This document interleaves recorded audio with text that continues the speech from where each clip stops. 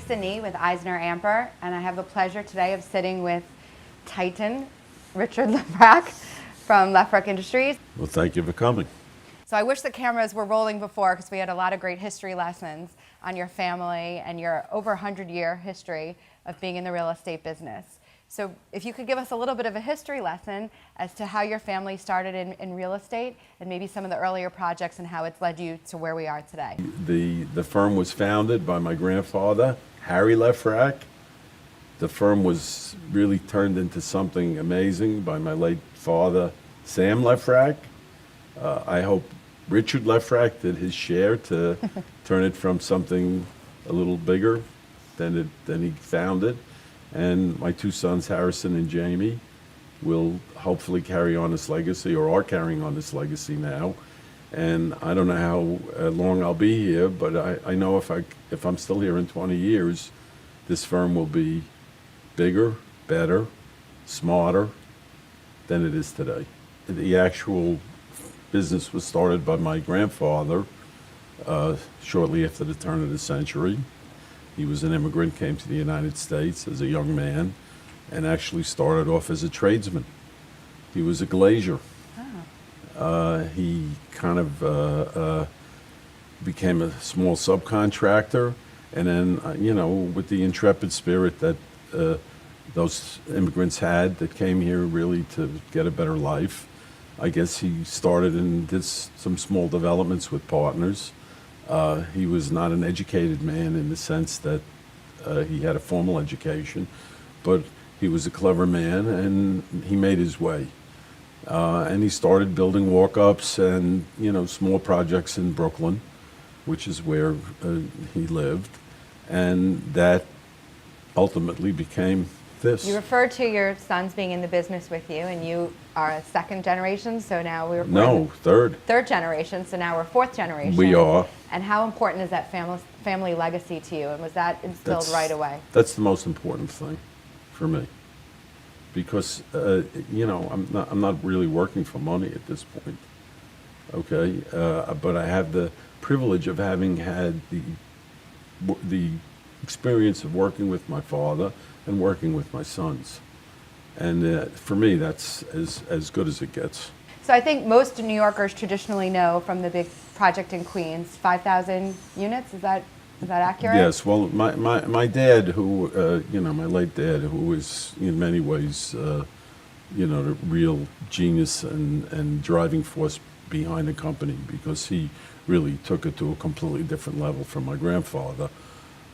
Recognized after World War II there was a huge shortage of housing for middle-income families, and he had a very intense determination to get things done, and he decided he could do it with very little help from the government, that he would build affordable housing and somehow, through the force of his will, get it done at a price that people could afford, okay, without government subsidies. And he was very, very prolific in the early 50s till his death. And of course, the project he's mostly known for is LeFrak City. Yeah. LeFrak City, it's LeFrak, but everybody says LeFrak in New York, so LeFrak City, which was a 5,000 unit apartment complex in Queens on the Long Island Expressway. And of course, when people come from the airports, they say, I went past LeFrak City.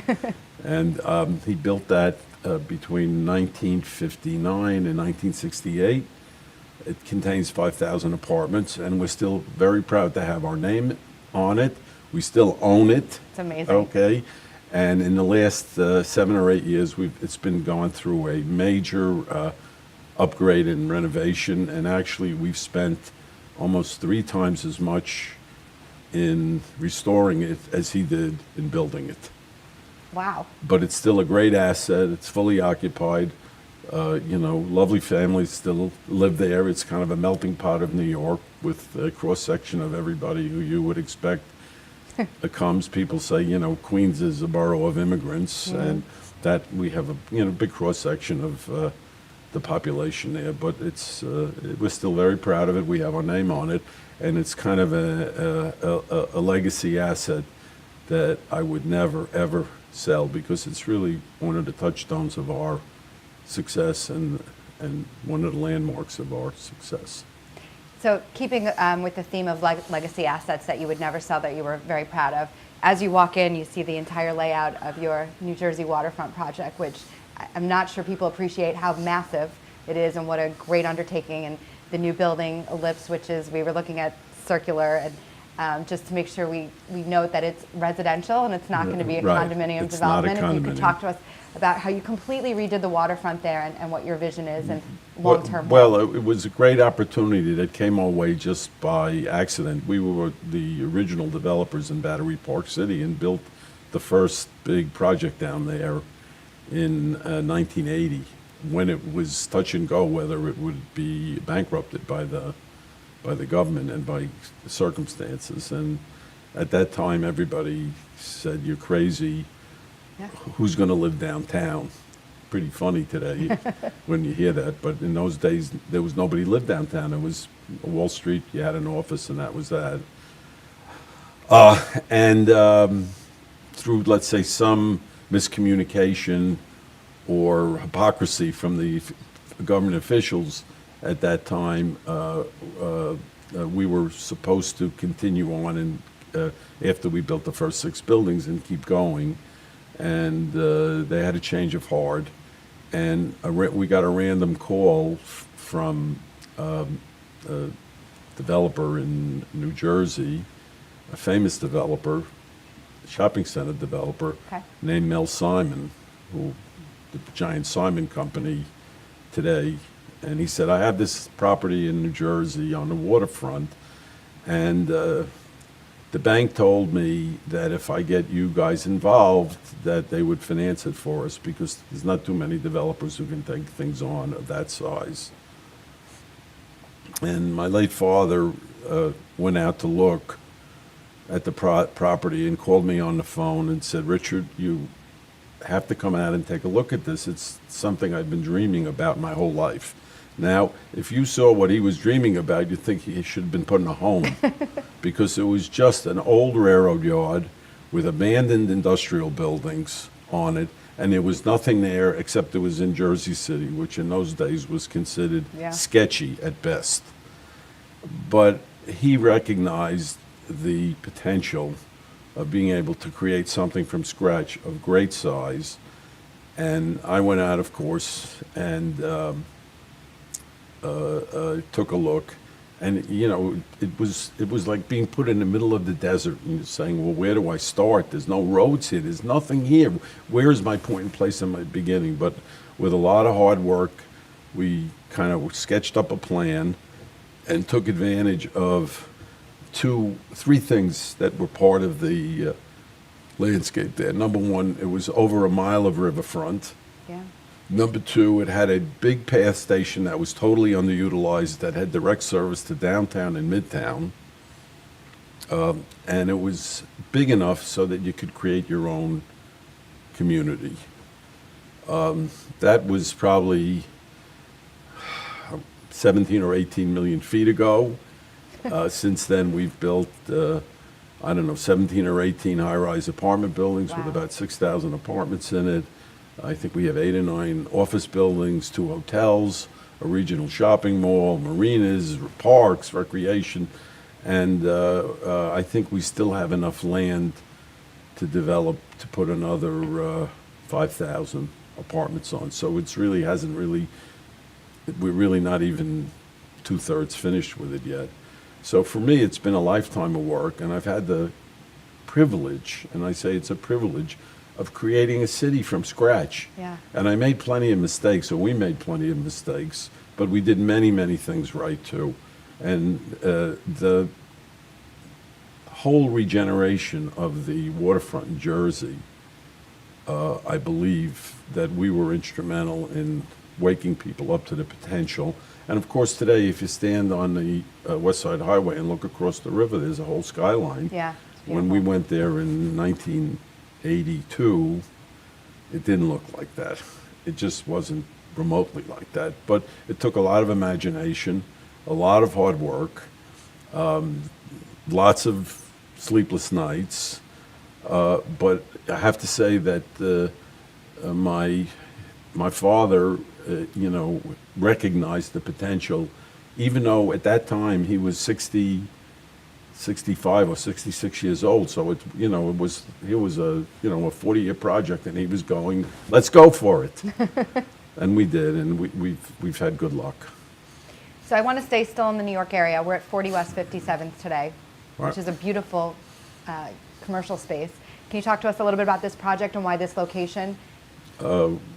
We bought this property in 1969. If you were on 57th Street west of Fifth Avenue, you were on the wrong side of town. Which we are. Right, we're just west of Fifth Avenue. It was funny, that's just the way the world was. But and so we developed this building, and originally it was for a company called the E.R. Squibb and Company, which was a pharmaceutical company that was now been subsumed, merged in a way. It was a major office project in Manhattan, and it's been very successful, and we owned it since since we built it, and it's another family heirloom that will not ever be sold, or we have no intention of selling it. It's great real estate. Of course, 57th Street is now called Billionaire's Row. Right. Some of the best properties in New York are within, half a block walk from here. So we're very proud of this building, and, the fact that we've been able to keep it inside our family. It's also what urbanization, it's going back to urbanization and what people are looking for in terms of community and what they're looking for. First, everybody wanted to be out in the suburbs, now everyone's coming back. Well, my joke is always, that's not a joke, the thing I sometimes say at these events when I speak, the millennials did not discover Brooklyn. There were 3 million people that lived there before they showed up. That's true. Right? Yes. They rediscovered Brooklyn, but it's always been, so yeah, a lot of these neighborhoods that, were, let's say, forgotten have now been revitalized, re-energized. A lot of that is due to the fact that young people are more adventuresome. The world doesn't stop on the east side of Manhattan for them. Right. They're willing to go to places like Queens, like Brooklyn, like Jersey City, and say, listen, I can find something there for me too. And as long as they have, let's say, peers and friends and social life and amenities that satisfy them, they're much more adventuresome. And I think that's good, because that's helping the city. It's helping all these cities to revive, let's say, the downtowns and older neighborhoods.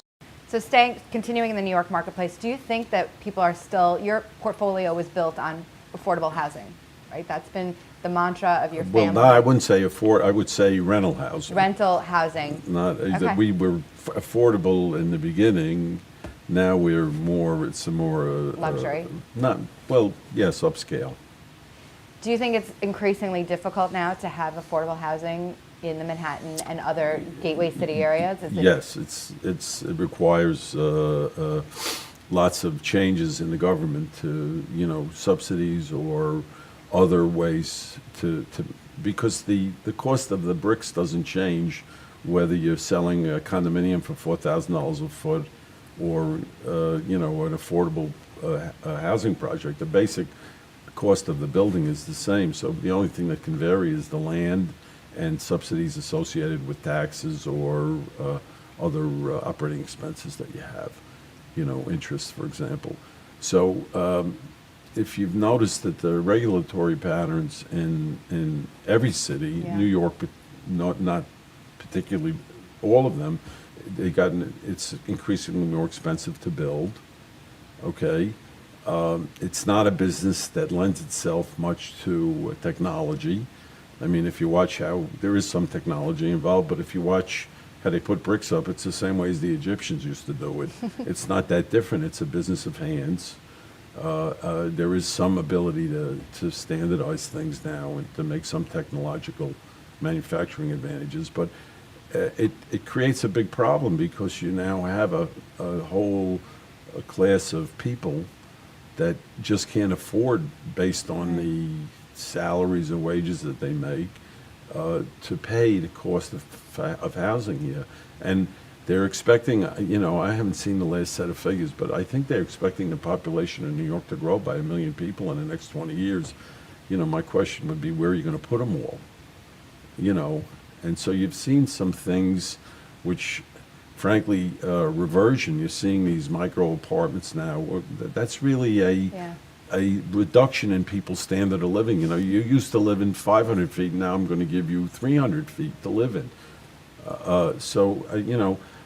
I think there's going to have to be some radical changes in how people look at these things if we're going to accommodate our needs for affordable housing, for accommodating working class people. We have to do that. So your family name is very synonymous with New York landscape, but in 2008, I think you had your first venture out on the West Coast. I think you have 3 properties, if that's right, maybe more, out in the more than that, in the Los Angeles area with a new acquisition, I think Horizon Hollywood. Can you tell us a little bit why LA and Los Angeles? Well, is I have attractive? two very well. There's several reasons for us. First of all, we have a high concentration of assets in New York, and so we always felt that even though this is still the #1 real estate market in the United States, frankly, it is the #1 real estate market in the United States. But if you think about things kind of the way I do, and I try to anyway, I can't have wouldn't own just one stock. I wouldn't, you can't put all your eggs in one basket. And frankly, I have to say, and it sounds a little trite, if you can make it here, you can make it anywhere. It's a local business, but the competitiveness of the business is much less acute when you go to these other cities. Really? In New York, if there's an opportunity, there's 500 sharks circling. Definitely. In LA, it may be 20. That doesn't mean there's not a lot of sharks and talented people out there. There are. And Miami the same way. But it's just not quite as big a focus for the whole development community. Can you talk about your project out there? Well, I have several projects out there, but one of my sons worked in Los Angeles for the Hahn Company, Trizec Hahn. Yep. And he worked on a project out there called Hollywood and Highland, which is where the Academy Award Theater is. And he got to know Los Angeles pretty well. And so when we started to think about expanding, he had a lot of local knowledge because he had lived out there for a couple of years and kind of had a little feel for the local community. So we bought quite a bit of land in Hollywood when everybody out there thought it was not a good idea. And to me, I looked at it and it reminded me far more of Times Square than it did many of the local, not all, I don't want to be critical. And so we were able to buy some interesting sites, and we did an office building out there, which we leased to Live Nation. And again, I'm not bound by geography because I've had now the experience of working out of town, so I'm not frightened by it. Although New York is still the best market in the country. Hands down. Hands down. So let's talk about Miami a little bit, because you're heavily invested down there, and you've got some wonderful projects going down there, and a joint venture with Turnberry, a hotel. Right. I'd like to talk about all that. So let's talk about the joint venture project. Well, I got to Florida in the financial crisis because we were in reasonably good condition in 2008. We were not hung out, and there were certain opportunities that presented themselves at that time, one of which was a refinancing, recapitalization of a bank in Chicago called the Chorus Bank, and that bank owned 8,000 approximately, or was involved with the development of 8,000 condominium units around the United States, really from Hawaii to Boston. And in that package were about 2,000 in Miami. And the world was bemoaning that Miami would take 20 years to fill up, and we own this interest in these assets, and I was watching all the Latin Americans basically inhale all the condominiums. So I said to my sons, I said, listen, you know something that not too many people know, that place isn't really that sick. Just everybody thinks it's sick. So let's see what else we can buy on the cheap. And we bought two things. We bought the Gansevoort Hotel in a kind of a, I would say, in a distress, and 180 acres of land in North Miami in a distress. And we bought them well. We've subsequently renovated and built the One Hotel South Beach, which is a great property, which I've done with the Starwood Barry Starnlick Fund. And we did the plans for and about to begin construction on Solamia, which is a big planned community in North Miami with the Sofer family of Turnberry. So I'm a big believer in Florida, and it's not too complicated. People vote with their feet. Florida is now the third largest state in the United States. It got there because people voted with their feet. So if my business is serving people, it only is derivative to that. If there's population growth, if there's job opportunities and economic opportunities, then there's room for a real estate developer. We don't generate the activity ourselves. We're derivative of the activity. Florida has had lots of good success. Could be the sunshine. It could be the zero income tax, state income tax. It could be a lot of things. But the answer is that people like to go down there, and that's what we do in the end. We serve people. So you've been doing some joint venture deals down in Florida, LA. So what have you learned from joint venturing with other groups and partners? Any good savage wisdom? A lot of it has to do with personalities. Mostly people from New York work harder. I don't know what it is in their DNA about it, but they seem to be a little more intense.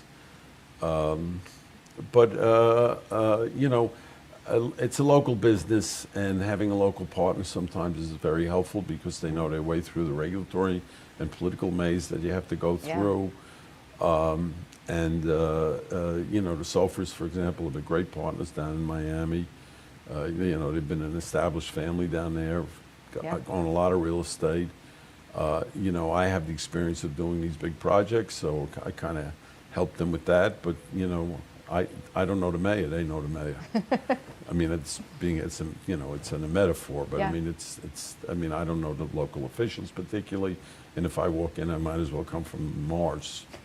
They have a history with people; they have credibility. And the same thing, I have a wonderful partner out in Los Angeles, the Kennedy Wilson Company. That we partnered with on some deals, and partners with David Simon, the Simon family, in some retail operations. And so if I don't need a partner for money, they have to be able to give me something we don't have, which is, local knowledge, staff, so forth. So, but that we do it. Are there any other locations within the United States that you're looking at that you feel is going to be? Well, we have a portfolio of about 4,000 apartments on the West Coast. Seattle, I'm very high on. I just was out there last week.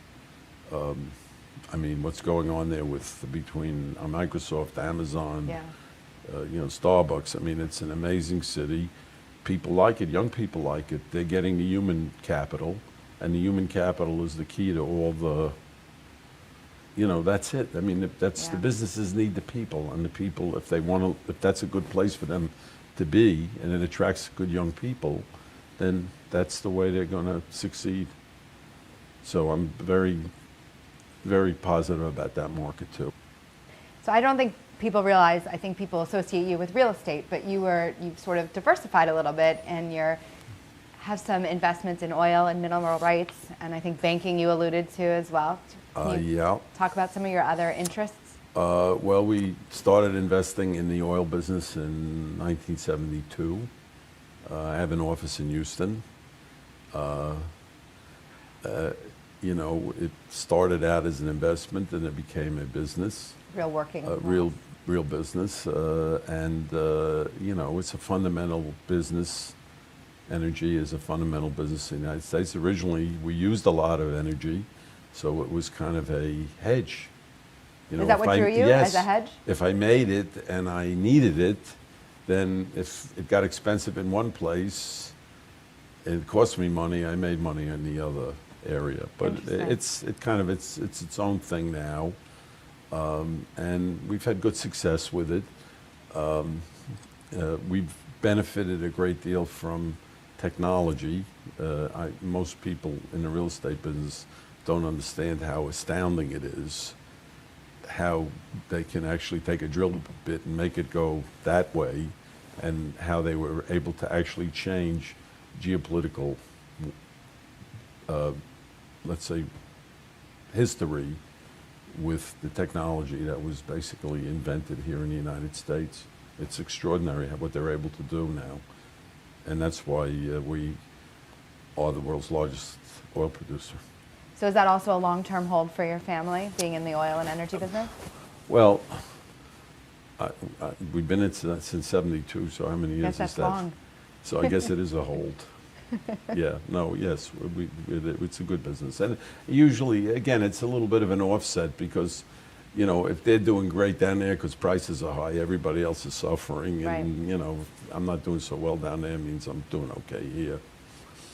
And the banking business, we got involved with 2 bank bailouts during the financial crisis. One was Bank United in Florida, which was another reason I got down there, and the purchase of the assets of the Chorus Bank. And we also ended up being one of the founding shareholders of a startup bank in London called Metro Bank, which we still own a significant interest in. So, we kind of, maybe I'm not a real estate developer. Maybe we're just family of opportunists, because we're willing to take on things, interesting things, and not afraid to try new ideas and new businesses. And a lot of that also has to do with the next generation, because they're a lot smarter than I am, and we're not as hidebound, and so they have the ability to make decisions and to try interesting and other things to do. I mean, still, real estate is still the fundamental. That's the fundamental driver here, for sure. But we're open-minded. So you were quoted on the morning of Brexit vote that you thought that was going to be good for the United States and good for capital coming into the U.S. Do you still feel confident that that's a good thing for the U.S.? Yeah, I don't believe that the full weight of that decision has really been felt in the UK yet. I think that there are serious implications. There's a complex negotiation that has to take place, and that there's a chance that a significant portion of the financial service business will have to relocate from London. And that's going to have a significant effect on their economy. Now, maybe they can wiggle through, okay, and they do have the natural advantage of, the English language, the history of having an infrastructure to support the financial service business over there. Right. But if the feeling in Europe is that if you let one out without any, scars, Yeah. you'll let a lot of them will be leaving. Right. Then I don't think it's going to be that easy on all of them. And remember, you can. It's a little bit parallel in New York. you know, the financial service business is one of many industries that we have, but it's the high-paying one, right? Yeah. You know, you can work in the hospitality business and you don't make the same amount of money as some investment banker or trader on Wall Street. They're both jobs. Right. The high-paying jobs, a lot of them in London, are related to the financial service business. So you're taking that wealth out, and it's going to affect the economy there. But again, it's too very early in the game. You know, they still haven't had the, you know, the 2-year announcement and all the things that have to be digested. And you know, I'm sure there's going to be some very active negotiations with the rest of the EU over, you know, what status they'll be in. So there's been a lot of talk about where we are in the cycle, what inning we're, however people want to phrase it, what inning we are in, where we're at. And I think a lot of people are afraid that in 2017 there's going to be some sort of market correction for this wonderful growth that we have had over the last couple of years. Where do you feel that we are, and are you still very optimistic Well, for U.S. real estate? you know, we're living in the low interest rate environment here. Now, if I don't know what normal is. In my career, I've seen 0 and I've seen 20% interest. So what's normal? I know wherever we are, we're on the low side of normal right now. And now a lot of transactions were motivated by, let's say, the cost of capital. But in the end, you still have to have enough demand to justify whether you're building condominiums, office space, retail, multifamily, all of those things. They still need a customer in the end. So my own feeling is that in many markets now, they're saturated. They're saturated. Yeah. Maybe too many condos, too much retail, too many hotel rooms, you know. So you have to curate where you want to be and say, well, I want to be in a market where there's still some demand, and that the economics of the transaction, whether it's a purchase, a development thing, that the economics don't rely completely on these interest rates. Okay, so think of it as that's kind of the whipped cream on the cake. Gee, I got to borrow the money for 3.5 or 4% interest. You know, is there a fundamental need for whatever it is that you're investing in, and will you have a customer at some price? And so I would say I would give you an uneven answer and say it's probably the 9th inning in a lot of markets, and it may be the 3rd or 4th inning in other markets, Okay, that's fair. depending upon how aggressive people have been. Okay? And how important of a role do you think technology is taking in the real estate industry? Do you think they're behind and embracing it enough, or is there something out there that excites you? Well, here's you know, certainly the retail business has been just disrupted by Amazon. Mm-hmm. And I'm looking around the room at you and your colleagues here, and I'm saying, how many of them didn't get a package from Jeff Bezos today? Probably not 0. too many. So we know that the retail business is actually being transformed radically. But also offices are being transformed now radically because nobody has a file. Yeah. Everything's in the cloud.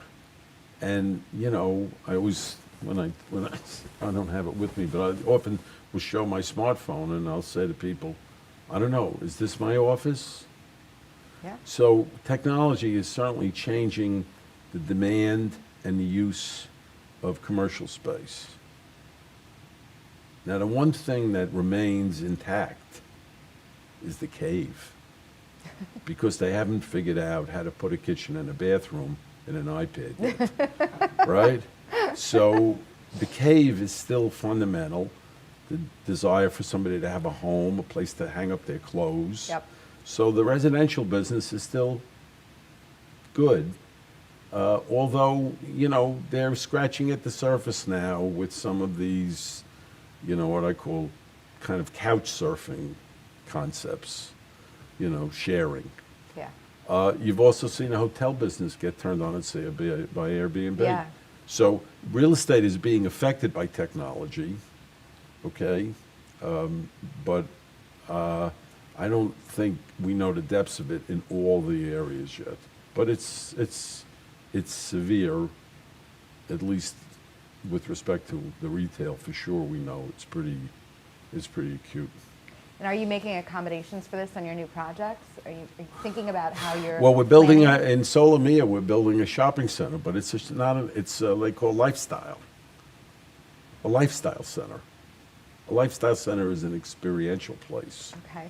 not a traditional shopping center. Because if you want a pair of socks, you get them on Amazon. Right. So you have to create an experience for people. So it's more restaurant centric, activity centric. You got to build a bowling alley and the movie theater that they bring the food to you. You lay back in the seat. Yeah, lay back in an airline chair and Yeah. they bring the food.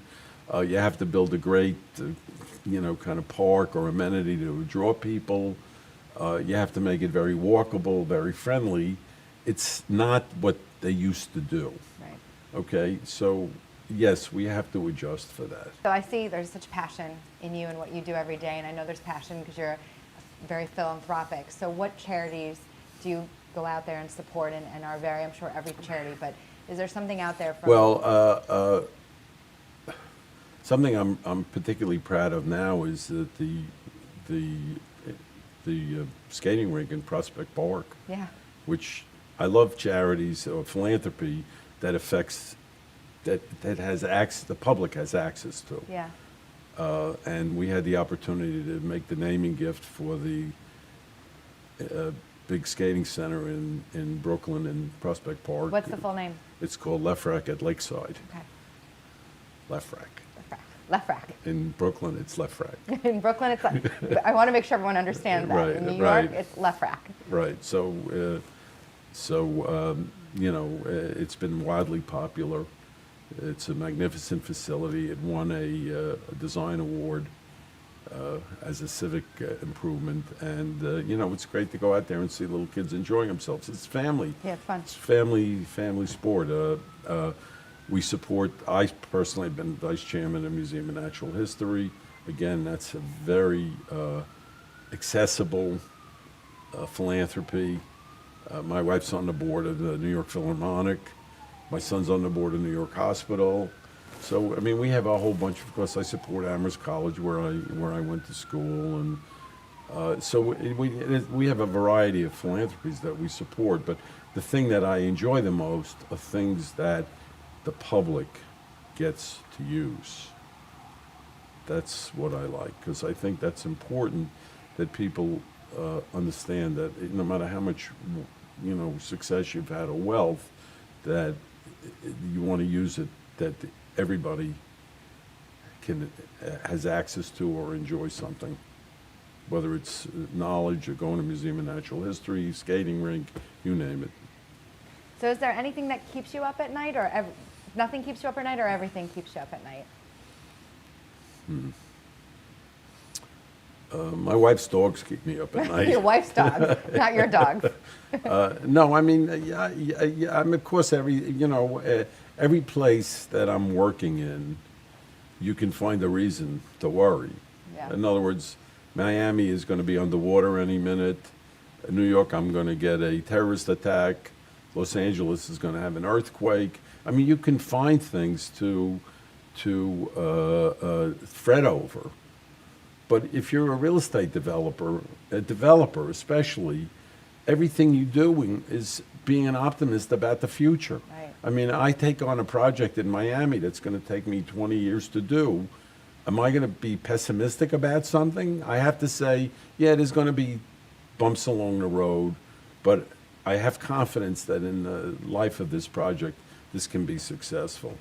I mean, so yes, I've seen horrible things. I mean, we've all witnessed some, whether it's the financial crisis, 9/11, all these terrible things that, have affected people in all kinds of ways. 1982, 2002 when the interest rates was skying through the moon. Everybody was complaining, and you know, there's a lot of tragedies out there. But if you're a real estate developer, if you're not optimistic, don't go in that business because you can't take your temperature. If you want to have your temperature taken every day, there's a place. It's called Wall Street. You can go to Wall Street and they'll take your temperature every day. You can open up the New York Times or the Wall Street Journal, look at your stock position, and you'll know how you're doing. I never know how I'm doing until the end. You know, I have to You're doing wait. great. I have to wait till the end. I can't. No, I can't. In the middle, I don't know how I'm doing. I have to just wait till the end. You can't change your mind when you're building a city or you're building a building. You can't say in the middle, "Never mind." You're committed, so you have to be an optimist. So I want to thank you so much for sharing the afternoon with us and on your insights on real estate, and more specifically telling us about your family and your history. Thank you very much. Thank you for coming.